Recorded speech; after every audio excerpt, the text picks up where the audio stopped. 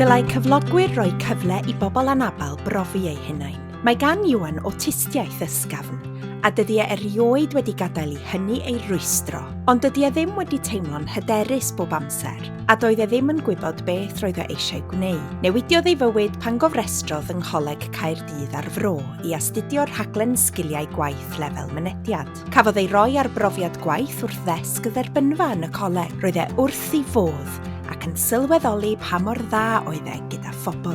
Y flwyddyn wedyn, dechreuodd y rhaglen lefel mynediad 3.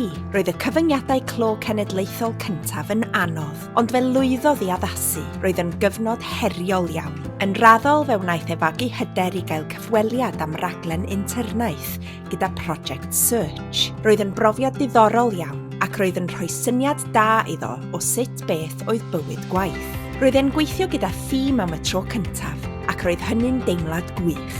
Roedd e'n gallu defnyddio'r sgiliau a'r wybodaeth roedd wedi ei dysgu mewn amgylchedd gwaith go iawn. Nawr mae e'n cael ei gyflogi'n llawn mewn siop ar gampws y brifysgol. Mae pobl yn ei ystyried yn gaffeiliad, ac mae'n benderfynol o wneud yn dda. Mae e wrth ei fodd yn gweithio yno.